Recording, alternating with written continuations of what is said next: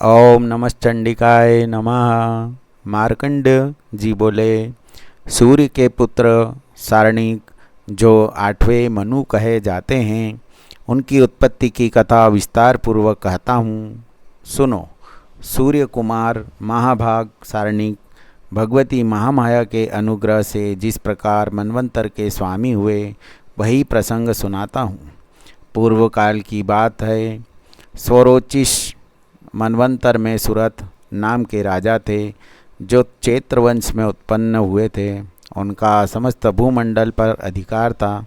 वे प्रजा का अपने पुत्रों की भांति धर्मपूर्वक पालन करते थे। तो भी उस समय काला विध्वंसी नाम के क्षत्रिय उनके शत्रु हो गए थे। राजा सूरत की दंड नीति बड़ी प्रबल थी। उनका शत्रुओं के साथ संग्राम हुआ। यद्यपि कोला विध्वंसी संख्या में कम थे, तो भी राजा सूरत युद्ध में उनसे परास्त हो गए। तब वे युद्ध भूमि में अपने नगर को लौट आए और केवल अपने देश के राजा होकर रहने लगे।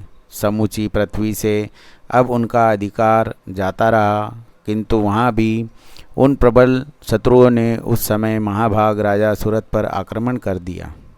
राजा का बल क्षीण हो रहा था, इसलिए उनके दुष्ट, बलवान एवं दुरात्मा मंत्रियों ने वहाँ उनकी राजधानी में भी राजकीय सेना और खजाने को हथिया लिया। सूरत का प्रभुत्व नष्ट हो चुका था, इसलिए वे शिकार खेलने के बहाने घोड़े पर सवार हो वहाँ से अकेले ही एक घने जंगल में चले गए। वहाँ उन्होंने विप्रवर मेघा मुनि का आश्रम देखा, जहाँ कितने ही हिंसक जीव परम शांत भाव से रहते थे। मुनि के बहुत से शिष्य उस वन की शोभा बढ़ा रहे थे। वहाँ जाने पर मुनि ने उनका सत्कार किया और वे उन मुनि श्रेष्ठ के आश्रम पर इधर उधर विचरते हुए कुछ काल तक रहे। फिर ममता से आकृष्ट चित्त होकर वहाँ इस प्रकार चिंता करने लगे, पूर्व काल में मेरे पूर्वजों ने जिसका पालन किया था, वही नगर आज मुझे रहित है। पता नहीं मेरे दुराचारी भृत्यगण उसकी धर्मपूर्वक रक्षा करते हैं या नहीं। जो सदा मत की वर्षा करने वाला और जो शूरवीर था, वह मेरा प्रधान हाथी अब शत्रुओं के अधीन होकर न जाने कितने भोगों को भोगता होगा। जो लोग मेरी कृपा, धन और भोजन पाने से सदा मेरे पीछे पीछे रहते थे, वे निश्चय ही अब दूसरे राजाओं का अनुसरण करते होंगे। उन अपव्ययी लोगों के द्वारा सदा खर्च होते रहने के कारण अत्यंत कष्ट से जमा किया हुआ मेरा वह खजाना खाली हो जाएगा। ये तथा और भी कई बातें राजा सूरत निरंतर सोचते रहते थे। एक दिन उन्होंने वहाँ विप्रवर मेघा के आश्रम के निकट एक वैश्य को देखा और उससे पूछा, भाई तुम कौन हो? यहाँ तुम्हारे आने का क्या कारण है? तुम क्यों शोकग्रस्त हो और अनमने से दिखाई देते हो? राजा सूरत का यह प्रेम पूर्वक कहा हुआ वचन सुनकर वैश्य ने विनत भाव से उन्हें प्रणाम करके कहा। वैश्य बोला, राजन, मैं धनियों के कुल में उत्पन्न एक वैश्य हूँ। मेरा नाम समाधि है। मेरे दुष्ट स्त्री पुत्रों ने धन के लोभ से मुझे घर से बाहर निकाल दिया है। मैं इस समय धन, स्त्री और पुत्रों से वंचित हूँ। मेरे विश्वसनीय बंधुओं ने मेरा ही धन लेकर मुझे दूर कर दिया है। इसलिए दुखी होकर मैं वन में चला आया हूँ। यहाँ रहकर मैं इस बात को नहीं जानता कि मेरे पुत्रों की, स्त्री की और स्वजनों की कुशल है या नहीं। इस समय घर में वे कुशल से रहते हैं अथवा कोई कष्ट है। वे मेरे पुत्र कैसे हैं? क्या वे सदाचारी हैं अथवा दुराचारी हो गए हैं? राजा ने पूछा, जिन लोभी स्त्री पुत्र आदि ने धन के कारण तुम्हें घर से निकाल दिया, उसके प्रति तुम्हारे चित्त में इतना स्नेह का बंधन क्यों है?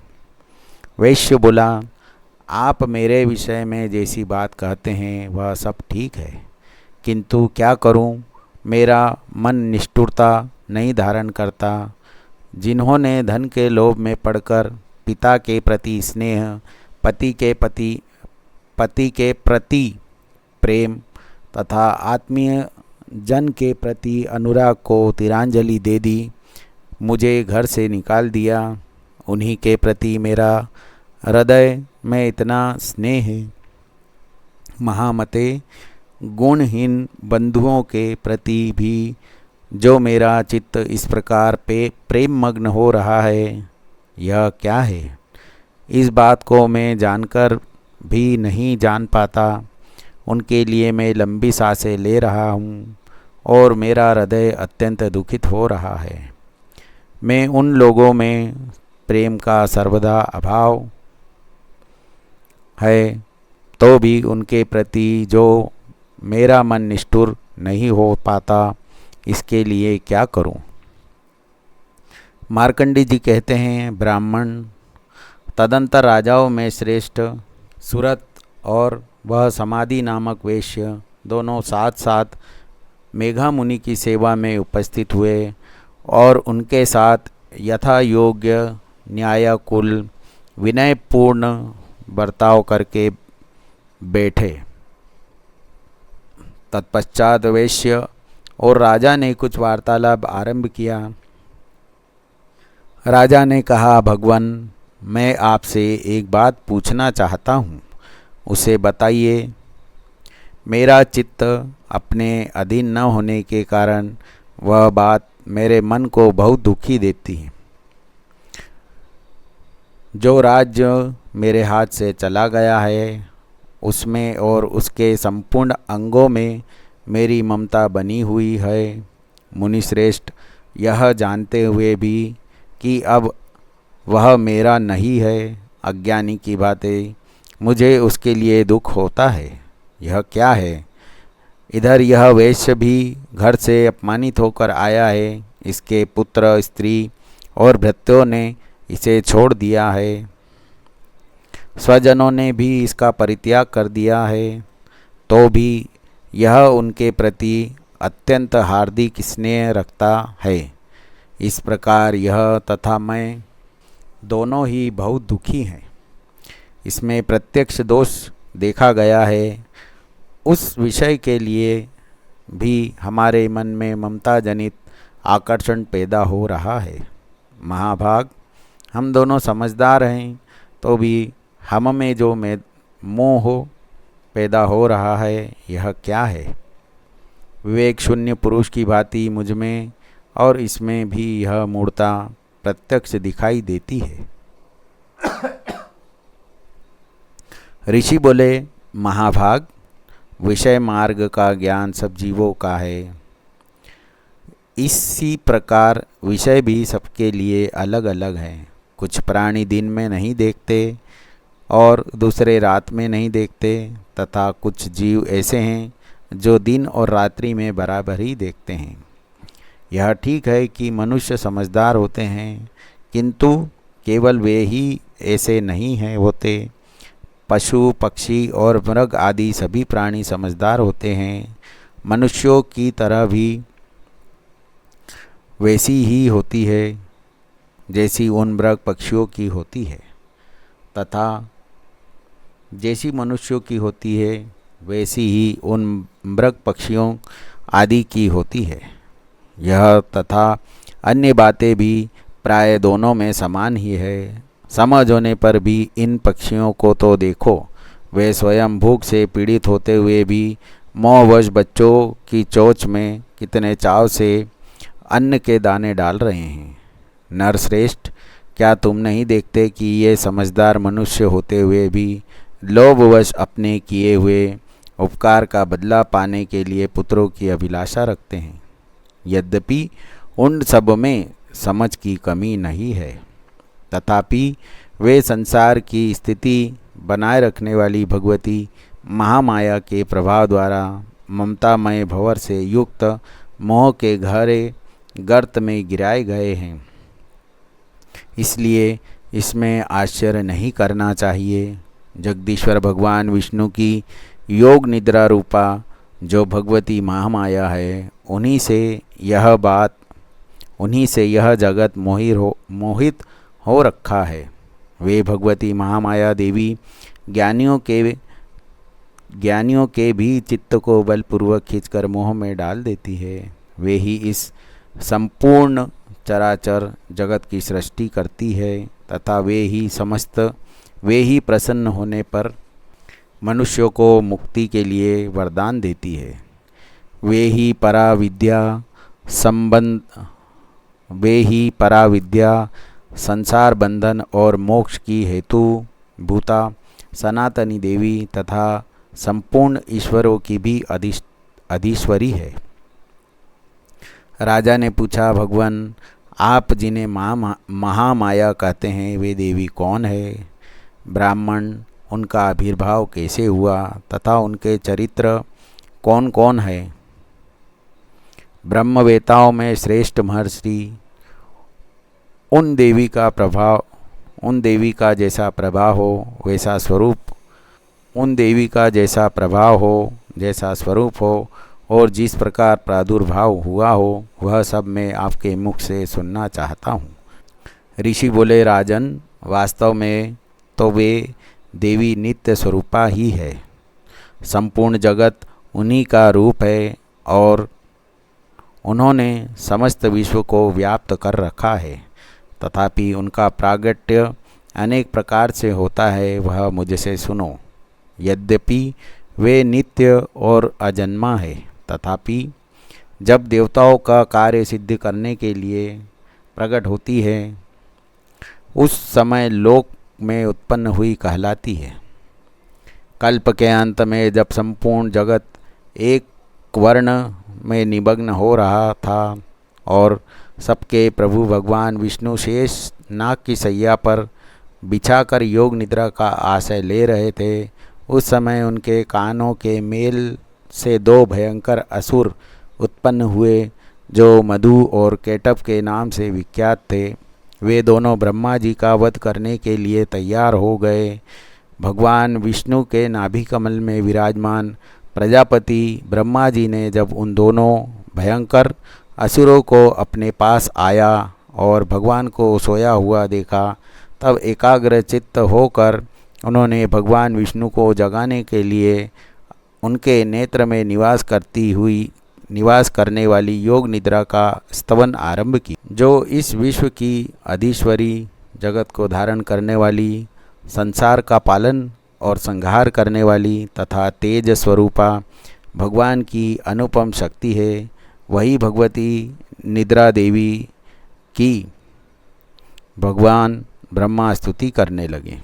ब्रह्मा जी ने कहा, देवी तुम ही स्वधा। ब्रह्मा जी ने कहा, देवी तुम ही स्वाहा, तुम ही स्वधा और तुम ही षटकार हो। स्वर भी तुम्हारे ही स्वरूप हैं। तुम ही जीवनदायिनी सुधा हो। नित्य अक्षर प्रवण में अकार, उकार, मकार, इन तीन मात्राओं के रूप में तुम ही स्थित हो तथा इन तीन मात्राओं के अतिरिक्त जो बिंदु रूपा नित्य अर्ध मात्रा है, जिसका विशेष रूप से उच्चारण नहीं किया जाता, वह भी तुम ही हो। देवी तुम ही संध्या, सावित्री तथा परम जननी हो। देवी तुम ही इस विश्व ब्रह्मांड को धारण करती हो। तुमसे ही इस जगत की सृष्टि होती है, तुम्ही से इसका पालन होता है और सदा तुम ही कल्प के अंत में सबको अपना ग्रास बना लेती हो। जगन्मयी देवी, इस जगत की उत्पत्ति के समय तुम सृष्टि रूपा हो, पालन काल में स्थिति रूपा हो तथा कल्पांतर के समय संहार रूप धारण करने वाली हो। तुम ही महाविद्या, महामाया, महामेघा, महास्मृति, महामोहा, महादेवी और महासुरी हो। तुम ही तीनों गुणों को उत्पन्न करने वाली सबकी प्रकृति हो। भयंकर कालरात्रि, महारात्रि और मोहरात्रि भी तुम ही हो। तुम ही श्री, तुम ही ईश्वरी, तुम ही रीम और तुम ही बोध स्वरूपा बुद्धि हो। लज्जा, पुष्टि, तुष्टि, शांति और क्षमा भी तुम ही हो। तुम खड्गधारिणी, शूलधारिणी, घोर रूपा तथा गदा, चक्र, शंख और धनुष धारण करने वाली हो।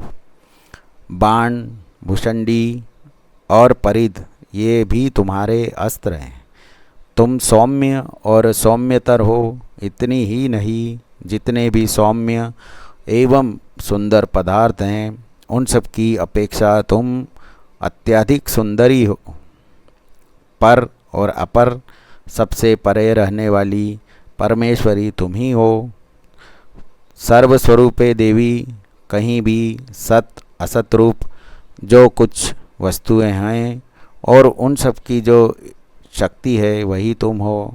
ऐसी अवस्था में तुम्हारी स्तुति क्या हो सकती है। जो इस जगत की सृष्टि, पालन और संहार करते हैं उन भगवान को भी जब तुमने निद्रा के अधीन कर दिया है तब तुम्हारी स्तुति करने में यहाँ कौन समर्थ हो सकता है। मुझको भगवान शंकर को तथा भगवान विष्णु को भी तुमने ही शरीर धारण कराया है, अतः तुम्हारी स्तुति करने की शक्ति किसमें है। देवी, तुम तो अपने इन उदार प्रभावों से ही प्रशंसित हो। ये जो दोनों दुर्धर असुर मधु और कैटभ हैं, इनको मोह में डाल दो और भगवान जगदीश्वर विष्णु को शीघ्र ही जगा दो। साथ ही इनके भीतर इन दोनों महान असुरों को मार डालने की बुद्धि उत्पन्न कर दो। ऋषि कहते हैं, राजन, जब ब्रह्मा जी ने वहाँ मधु और केटप को मारने के उद्देश्य से भगवान विष्णु को जगाने के लिए तमोगुण की अधिष्ठात्री देवी योग निद्रा की इस प्रकार स्तुति की, तब वे भगवान के नेत्र, मुख, नासिका, बाहु, हृदय और वक्ष स्थल से निकलकर अव्यक्त जन्मा ब्रह्मा जी की दृष्टि के समक्ष खड़ी हो गई। योग निद्रा से मुक्त होने पर जगत के स्वामी भगवान जनार्दन उस एकर वर्णा के जल में शेषनाग की सैया से जाग उठे। फिर उन्होंने उन दोनों असुरों को देखा। वे दुरात्मा मधु और केटभ अत्यंत बलवान तथा पराक्रमी थे और क्रोध से लाल आंखें किए ब्रह्मा जी को खा जाने के लिए उद्योग कर रहे थे। तब भगवान श्रीहरि ने उठकर उन दोनों के साथ 5000 वर्ष तक केवल बाहु युद्ध किया। वे दोनों भी अत्यंत बल के कारण उन्मुक्त हो रहे थे। इधर महामाया ने भी उन्हें मोह में डाल रखा था, इसलिए वे भगवान विष्णु से कहने लगे, हम तुम्हारी वीरता से संतुष्ट हैं, तुम हम लोगों से कोई वर मांगो। श्री भगवान बोले, यदि तुम दोनों मुझ पर प्रसन्न हो तो अब मेरे हाथों से मारे जाओ। बस इतना सा ही मैंने वर मांगा है, यहाँ दूसरे किसी वर से क्या लेना है। ऋषि कहते हैं, इस प्रकार धोखे में आ जाने पर जब उन्होंने संपूर्ण जगत में जल ही जल देखा, तब कमल नयन भगवान से कहा, जहाँ पृथ्वी जल में डूबी नहीं हो, जहाँ सूखा स्थान हो, वहीं हमारा वध करो। ऋषि कहते हैं, तब तथास्तु कहकर शंख, चक्र और गदा धारण करने वाले भगवान ने उन दोनों के मस्तक अपनी जांग पर रख कर चक्र से काट डाले। इस प्रकार वे देवी महामाया ब्रह्मा जी की स्तुति करने पर स्वयं प्रकट हुई थी। अब पुनः तुमसे उनके प्रभाव का वर्णन करता हूँ, सुनो। इस प्रकार मार्कंड पुराण में सारणिक मनवंतर की कथा के अंतर्गत देवी महात्म्य में मधुकेटभ वध नामक पहला अध्याय पूरा हुआ। ओम नमः चंडिकाय नमः। आपको ये विषय वीडियो पसंद आया तो चैनल को सब्सक्राइब करें, लाइक करें और कमेंट में हमें बताएं क्या गलती है, उसको हम अगले वीडियो में सुधारने की कोशिश करेंगे। जय माता दी।